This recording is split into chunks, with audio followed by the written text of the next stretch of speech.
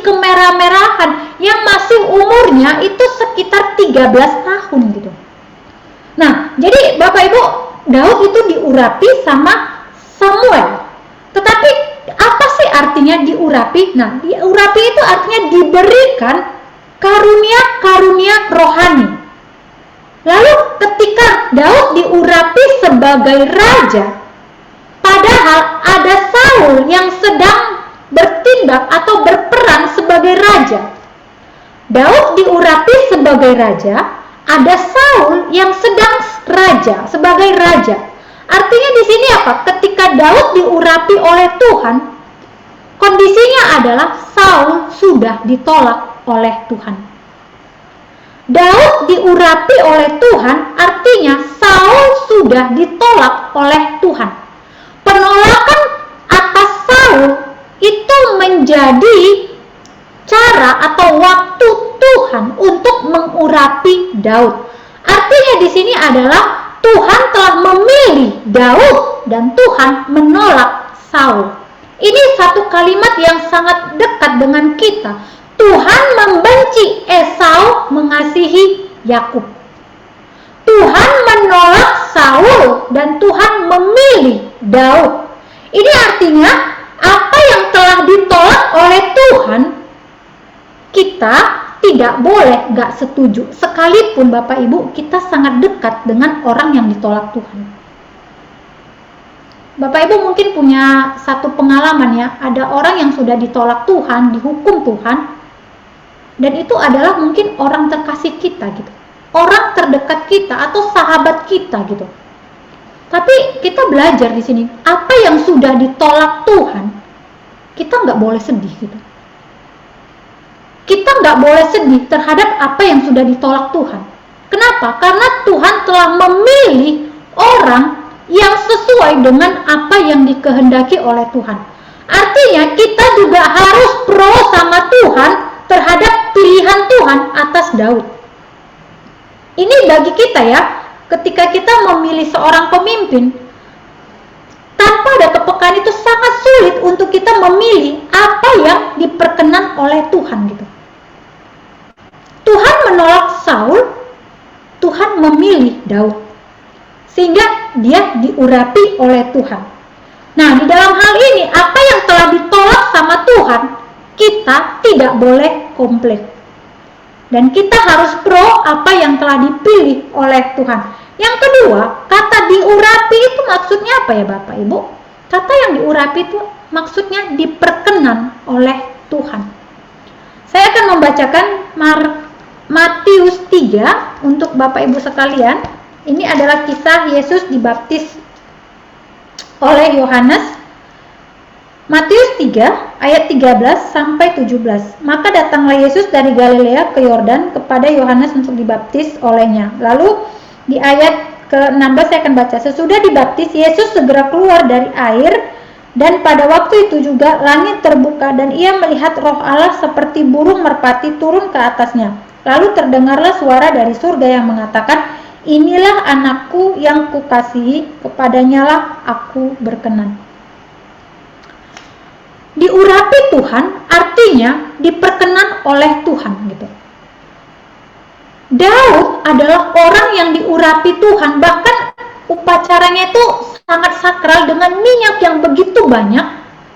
Dan ketika dia diurapi oleh Tuhan melalui Samuel, artinya Daud itu di hadapan Tuhan, di mata Tuhan, dia adalah orang yang diperkenan Tuhan.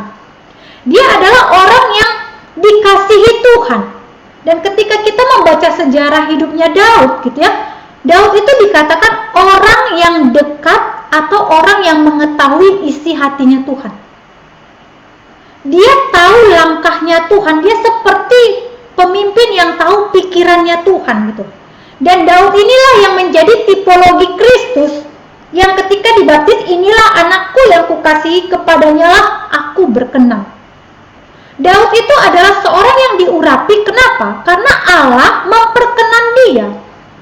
Bapak Ibu, pemimpin yang tak diperkenan oleh Tuhan itu akan membawa murka Tuhan, dan itu akan mencemarkan nama Tuhan gitu.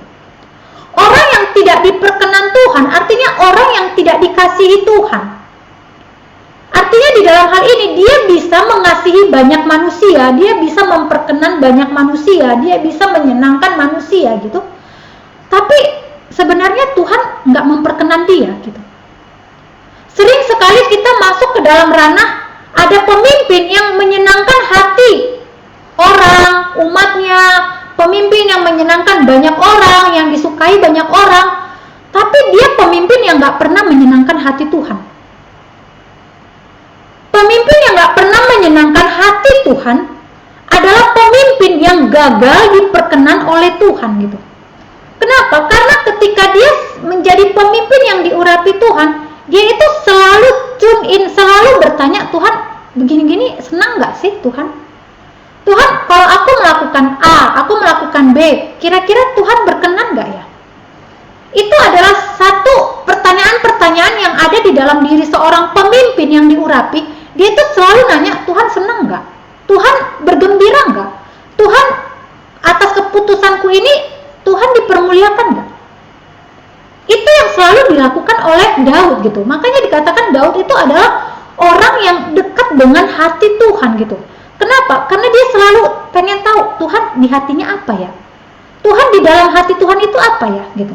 Pemimpin yang diurapi itu, yang diurapi Tuhan, berarti dia ingin menjadikan Tuhan, hati Tuhan itu yang menjadi tujuan utamanya di dalam memimpin. Nah, Saul di dalam segala seluruh pemimpinannya yang menjadikan dasar dia memimpin itu apa? Instingnya dia. Instingnya, intuisinya. Dia nggak pernah nanya Tuhan gitu. Nah, ketika Daud diurapi Tuhan, itu karena Tuhan melihat Daud orang yang dikasihi Tuhan. Bapak Ibu sangat senang sekali ketika kita menjadi pemimpin atau kita punya pemimpin yang itu Tuhan sangat sayang sama dia gitu. Pemimpin yang dikasihi atau pemimpin yang disayangi oleh Tuhan. Sama seperti Yesus dikasihi oleh Allah Bapa, Daud sebagai pemimpin dia dikasihi Tuhan. Nah, poin yang ketiga di dalam hal ini adalah pemimpin yang diurapi itu artinya pemimpin yang ditetapkan oleh Tuhan. Jadi di dalam hal ini ketetapan Tuhan pun atas diri Daud itu terjadi gitu. Bahwa apa yang telah Tuhan tetapkan itu nggak mungkin digagalkan oleh manusia gitu. Sama seperti Tuhan ingin menetapkan Daud sebagai pemimpin, Samuel itu nggak mungkin menggagalkan dengan pilihan-pilihan atau penilaian-penilaian dirinya gitu.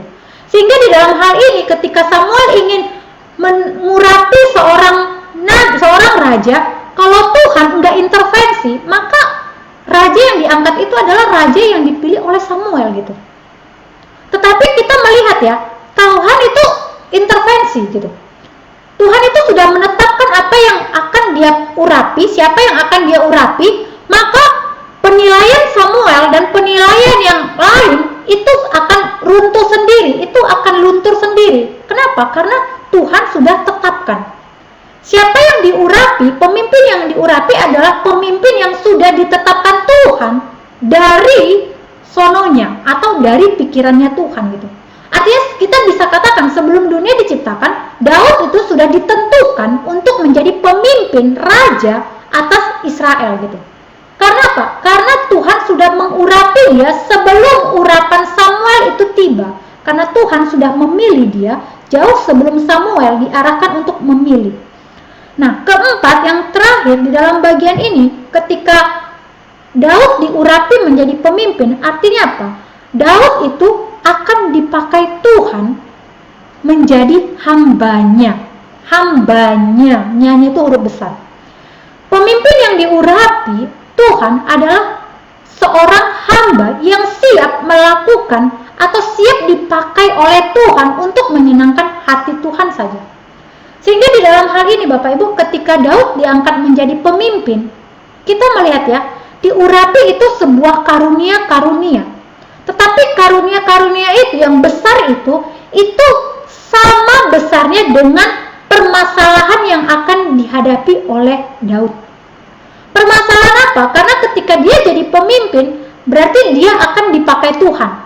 Ketika Daud akan dipakai Tuhan, maka Daud akan akan menghadapi banyak konflik-konflik atau peperangan-peperangan yang harus dia selesaikan. Artinya di dalam hal ini, kalau Daud tidak pernah diurapi oleh Tuhan, maka Daud tidak akan memiliki talenta atau bakat untuk dipakai melayani Tuhan. Diurapi Tuhan artinya siap dipakai Tuhan gitu. Ada banyak hal di dalam hal kita enggak mendapatkan urapan Tuhan gitu. Misalnya saya ya sebagai hamba Tuhan gitu, saya ngoceh gini ya, ngoceh gitu, tapi saya enggak mendapat urapan Tuhan gitu. Itu artinya Tuhan enggak berkenan terhadap apa yang saya katakan gitu. Dan artinya Tuhan enggak memakai saya sebagai hamba Tuhan gitu. Dan artinya saya tidak bisa mempermuliakan nama Tuhan. Tetapi ketika Tuhan mengurapi saya, ada urapan yang saya rasakan, bukan urapan minyak, tapi urapan Roh Kudus yang datang dari Roh Kudus yang telah mengurapi saya, ada kuasa. Maka disitulah saya bisa dipakai Tuhan untuk menjadi hamba Tuhan. Demikian juga Daud di dalam hal itu, dia diurapi oleh Tuhan, tetapi pada saat yang sama, urapan itu memimpin Daud untuk masuk ke dalam konflik-konflik yang harus dia selesaikan. Masuk kepada permasalahan-permasalahan atau peperangan-peperangan yang harus Daud selesaikan sebagai pemimpin. Dan disitulah kita melihat bahwa Tuhan memakai Daud sebagai hambanya.